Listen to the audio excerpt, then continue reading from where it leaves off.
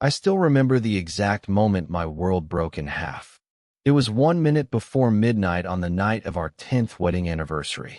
My wife, Melanie, had just kissed me on the cheek, her eyes sparkling under the glow of the chandelier we'd installed together 7 years ago.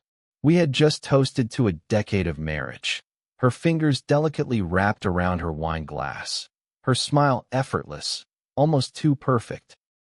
She laughed softly and said she was heading upstairs to slip into something more comfortable before we popped open the champagne. "Give me 1 minute," she said. That's all she promised. 1 minute. Then she vanished. Before we dive into the story, we'll love to thank you for your continued support to this channel. If you enjoy this story and stories like this, kindly subscribe and hit on the notification button so you don't miss any of our stories. We will love to hear from you also. Tell us where you're watching from in the comment section. We'll love to give you a shout out in our next video. Now let's begin. At first, I thought she was joking.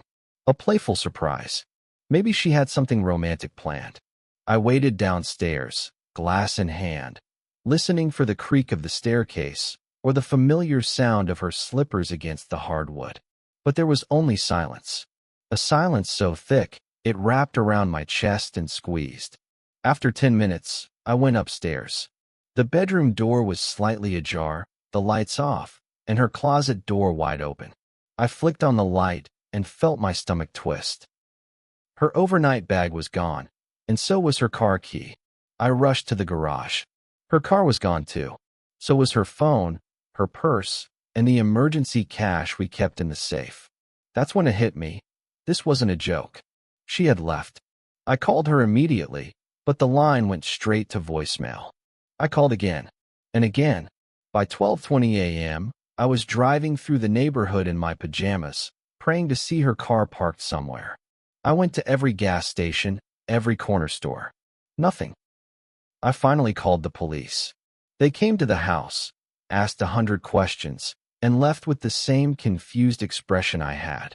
No signs of struggle, sir. No indication she was taken. Could be a voluntary disappearance. I wanted to scream. This wasn't just some disappearance. This was my wife, my partner, my everything. And she was gone. Over the next few days, I barely slept. I reported her to the missing persons registry. I called hospitals. I checked morgues. I even started going through her emails, hoping for any clue. That's when I discovered something odd. 2 weeks before our anniversary, she had changed the password to our joint savings account. I hadn't noticed. Why would I? We trusted each other, or at least I trusted her.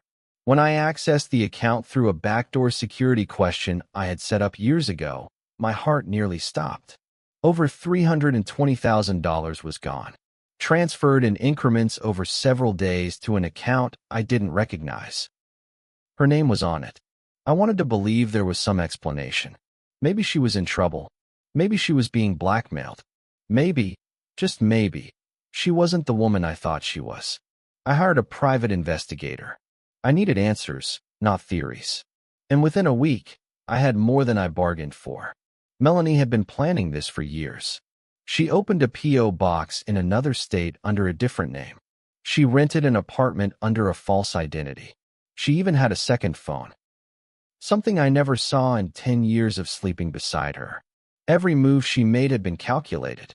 Then it hit me like a truck. Our 10th anniversary wasn't just a date to celebrate. It was the moment the family trust matured. My father had set it up long before he passed. It was tradition in our family that anyone who stayed married for 10 years would receive a trust fund as a symbol of enduring love. Melanie knew about it. I had told her about it once, years ago, in passing. I never thought much of it. But clearly, she had. She played the long game. 10 years of acting, loving, pretending. And the moment she believed the trust had matured, she disappeared. With the money. But there was one thing she didn't know. Something even I had forgotten. A clause. Buried deep in the trust contract, written decades ago, was a single sentence that changed everything. If the beneficiary has no children with their spouse, and the marriage ends within 30 days of the payout, the funds revert to the original family line. That clause, meant to protect against fraud, was now my lifeline. And the irony? She left 1 minute before the anniversary actually began. She didn't even wait for the date to turn. That technicality gave me the right to reclaim every dollar she took. And that's exactly what I planned to do.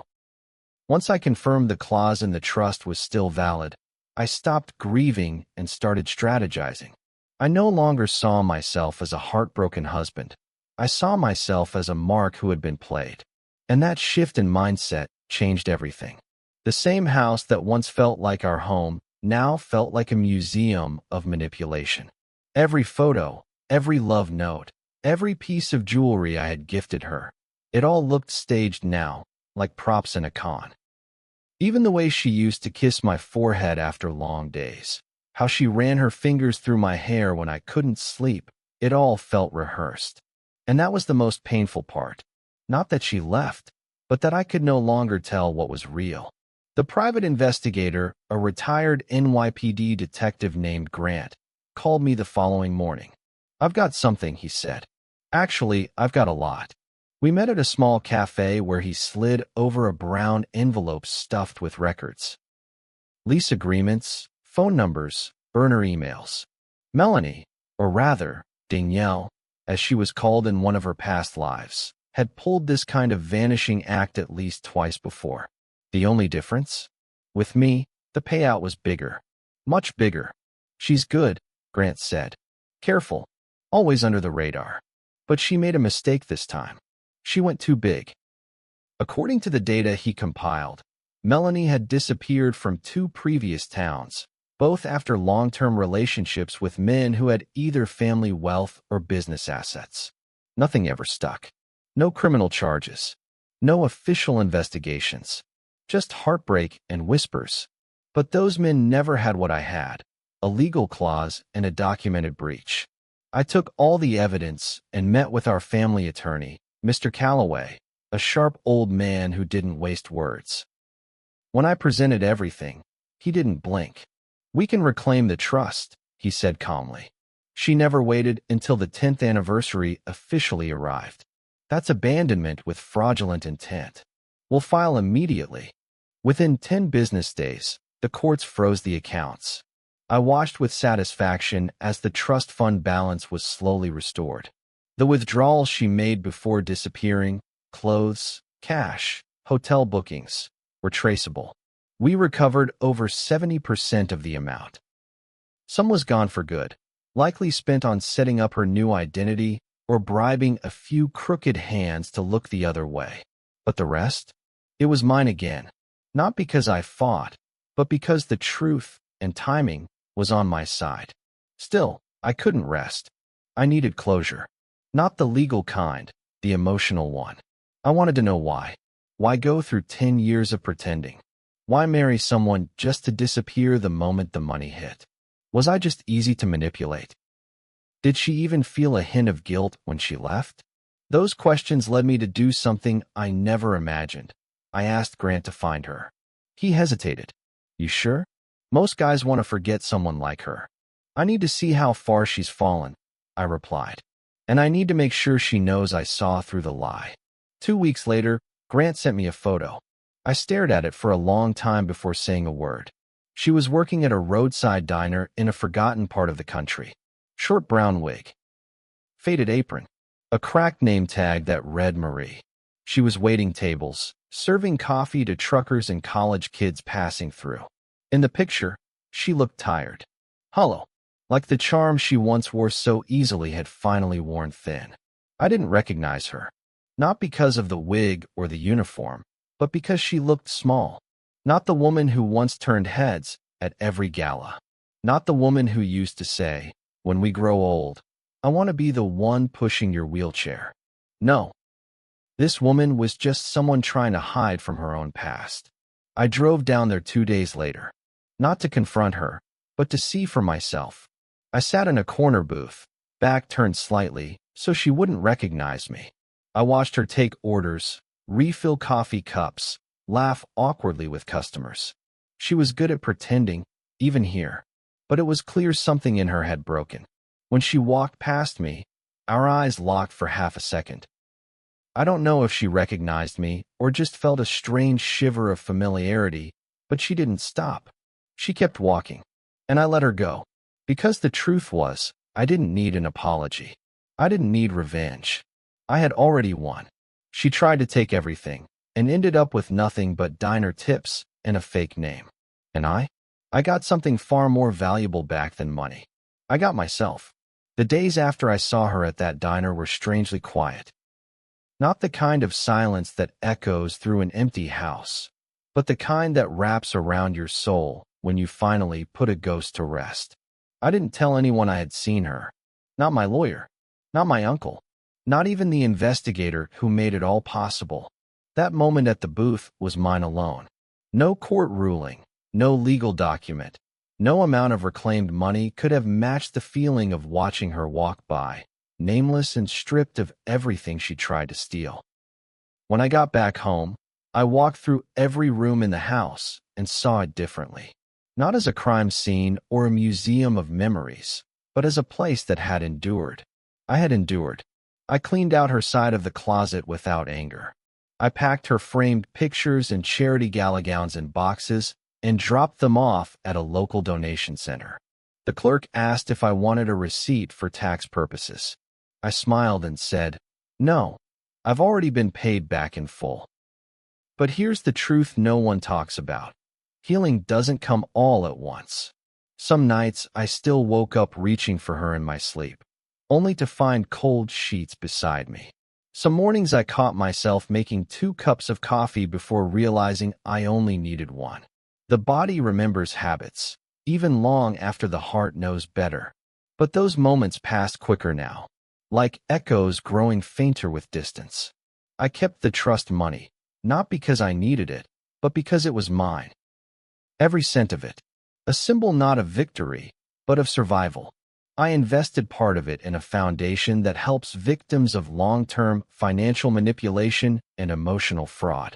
People who had been gaslit, drained, and discarded by those who saw love as leverage. I never put my name on it. I didn't want recognition. I just wanted that money to mean something better than what she tried to make it. One evening, almost a year after she disappeared, I received a letter in the mail with no return address. Inside was a single folded note, written in her handwriting. "I never thought you'd find me. I underestimated you. I guess I always did. M." No apology, no regret, just acknowledgement. And strangely, that was enough. I didn't need her to be sorry. I didn't need closure from her. I had already closed the door. She had simply slipped a final note under it before walking away for good. That night, I sat in the backyard with a glass of wine, just like we used to. The stars blinked above me like quiet witnesses, and the wind was calm. I thought about that night again, our anniversary, 1 minute before midnight. That was all it took to show me everything I hadn't seen for 10 years. She thought the money was the goal. She thought 10 years would earn her a payout. But she didn't read the fine print. She didn't know that 1 minute early would cost her everything. And me? I finally learned that sometimes the greatest protection is written not in what people say, but in what they sign when they think no one is watching. So now, when people ask why I live alone, why I never remarried, or why I seem too calm for a man who went through what I did, I just smile. Because I know what she doesn't. When midnight finally came, I wasn't the one who disappeared. She was. And she will never return from that mistake. If this story held you till the very last word, do me a favor. Like this video, subscribe to the channel, and drop your thoughts in the comments. Who do you think truly won in the end? And what would you have done if someone vanished 1 minute before midnight?